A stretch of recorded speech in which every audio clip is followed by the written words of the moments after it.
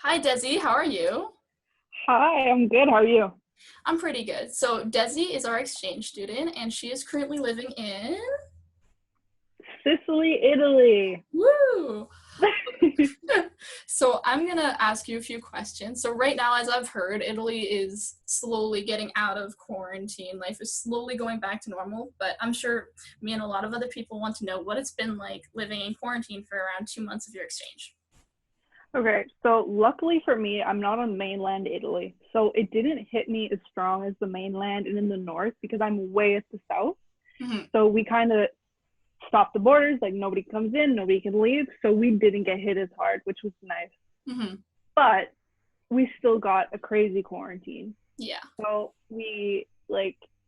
I was in quarantine. I've been in quarantine since March 5th, I think. So I've been starting to go out a little bit now with Yeah. my host sister, and like I can go get groceries or go for a bike ride. But like 2 weeks ago, like that was impossible. Yeah. You had to stay inside, and the only time you could really go outside for like no reason was to like maybe walk your dog, Hmm. and that would be it. You couldn't go out for like runs, and you couldn't really do anything. And if they caught you, the police would stop you, and you'd get a fine, How much a was? big enough fine. Oh, okay. Yeah. So, So we stay inside. a follow-up question to that would be like, do you feel like you've missed out on a big part of your exchange, or do you look at it like you've lived a unique enough experience? I would say if I could stop the virus from happening, I would have liked that more.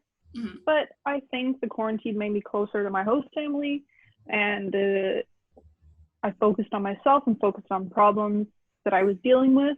Mm-hmm. So it was good and bad, but I did miss out on things I would have wanted to do. Missed out on saying goodbye to my friends that left and meetings we could have had and just my friends' birthdays and things like that. So I did miss out on things. Yeah. So, do you have any messages for us at home who are still, for the most part, in quarantine since you like lived in Uh, Italy during yeah. this? So my biggest recommendation and my biggest message to everybody, the people that are listening, is just stay home. It's Yeah. really not worth it. I've dealt with the hardest quarantine I probably could have had in the world. Mm-hmm. Um, and this is just take it seriously.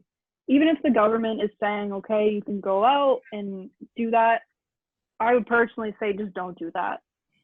It's really not worth it because it's going to spike again and we're going to have another big outbreak. And okay, it's fun right now to go out with your friends, but it's not going to be fun when the quarantine is like 5 months long Yeah. with like hard, you know what I mean? Like, Mm-hmm. so just stay home. That's my biggest message, is stay home and admit to defeat, because you should be at home. Yeah. don't fight don't fight your your opinions. Like, don't Mm-hmm. fight the government, just stay home. Yeah. Just stay home. Not worth it to take the risk. Exactly. Mm. It's selfish. It's plain and simple. It's selfish. Yeah. And yep, that's all I gotta say about that. So my next questions, I don't want to like talk all about quarantine because that's like a bit of a drag, I know. So I just want to know in general, like, what's Italy been like? Culture, school, food, learning the language, climate, all that stuff. Okay, I'll hit you with learning the language first. Alrighty. Um, the language, it is a handful, a mouthful, everything full. Mm-hmm. It like your brain just feels like it's exploding. And Mm-hmm. I think that's with every language. If you're learning a new language, it's obviously very hard. Mm-hmm. But luckily for me, I had French as a background. Yeah. So I kind of had that upper hand. But it was still super, super hard. For anybody who's watching that knows French, it's like French on steroids. So many verb tenses, and the amount of tenses in Italian is ridiculous. Mm-hmm. There's no need for that. But, what else do I have in my brain? The school. I would say be grateful for Canadian school system because you have freedom and choices here it's a completely different story. Mhm. And you're bombarded with classes, and you're bombarded with things you can't choose. So in Italy, you can do like different streams of schools. I'm in the linguistic school, so you do 4 languages. Wow. So that already is 4 classes, and then plus 8 more. So we do 12 classes a week. Yeah. I don't do them, but the other students do them. Mm-hmm. So just be grateful that you're not suffocating in work every day to the point where you don't have a social life, because that's what it's like here for a lot of students. And like lots of kids cry in class. It's stressful for them, and it's not fair. Just be grateful for your Canadian school, and when you want to pick art and you want to pick computer sciences, just be grateful for that, for having a choice, and teachers not being off the wall, because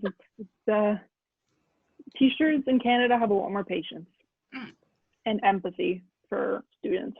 So just be happy for what you got for the Canadian students. So, last couple things. Has exchange changed how you view the world? Yes, in like lots of ways, because I mean, I went in thinking Italy would be something. We got a special guest. I went in thinking Italy was going to be like something else. My main inspiration idea of Italy was Call Me by Your Name, and I was like, I really want to go to Italy just because of this movie. But like, it's completely different from the movies, obviously. Yeah. And it's just made me realize that, again, we're lucky to be in Canada, because Canada's not perfect, but other countries in the world are less perfect. And yeah, I think a lot of people would struggle living here. I don't know. It's another tangent, because like, I don't know, but yeah, I don't know. Yeah. It's changed me. It's made me really grateful. That's and good. open my eyes to see how different other cultures are, and how different societies function, the customs, like everything, and just the way they live is so different. Yeah. Not necessarily bad, but it's just so different. It's interesting to see. Yeah, you open your eyes to see that, like, how lucky and privileged we are in Canada. And not, it sounds like I'm slamming Italy for being really bad, but it's just so different, and you don't have the same rights, you don't have the same justice here. Yeah, it's a lot harder to be, I would say, a woman in Italy as well. Not a lot harder, but also it's still very old fashioned. I see. So mentally, the mentality here is different, and it's made me want to explore more of the world and see how different other places are. But it's also made me sad to, like, know that not everything is as progressive as Canada. That's life. It's life. Yep. It's all a journey like this. So, well, last question is, what was the best part of your exchange so far? I know it's a hard one, but if you can think of something. Okay, so we had a get together with all the exchange students in one of the bigger towns in Sicily called Palermo. And it was really nice because we got a little bit of free time and like 2 hours in the city to just like hang out, go shopping right in the square. That was probably my best moment. Yeah. That, or like the bus rides to our destinations, because we could like actually bond. You know, there's nothing better than like sleeping on your buddy's shoulder. It makes you feel happy. Those are probably the best things, the simple things that made me really happy about exchange. Yeah, that's one of my favorite things I like things about exchange, is that you can meet so many people your age from around the world and just bond. It's so cool. I know, and you can't, an exchange friendship is completely different than like a friendship, like any other kind of friendship. It's so different and so special, because these people you're going to want to have in your life forever. And only being here for 11 months, I'm not 11 months yet, but it's really, really made me realize how important these people are in my life, because I don't think I would have been able to deal with my exchange without them. I Yeah. wouldn't have, they're so strong, and you see people strong like you. Like, I don't know, it's hard to explain for people that aren't exchange students. Yeah. I'm just playing with my feet right now. Me too. Joe can cut that out. You will. No, but I totally get what you're saying about exchange friendships. Like, I still talk with friends from like the States or even Peru. It's like an accelerated friendship. It's like, you don't have time to spend with them. So while you guys are talking, there's such a bond that forms through like the experiences you've had in that country and all of that. So I totally agree. Because we're all living a different life, but also the same kind of life. You know what I mean? We're all, it's so strange. It's hard to explain, because you can't describe an exchange to somebody who's never. You can describe it, but they'll never know what it feels like to be on exchange. Agreed. And exchange students just have this universal like understanding of each other. Yep.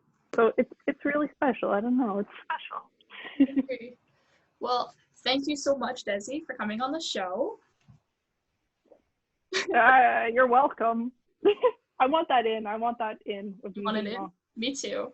So have a good day, and I will see you in a couple months. When I get back. Yeah. Hopefully. It was really, really good chatting. Thank you.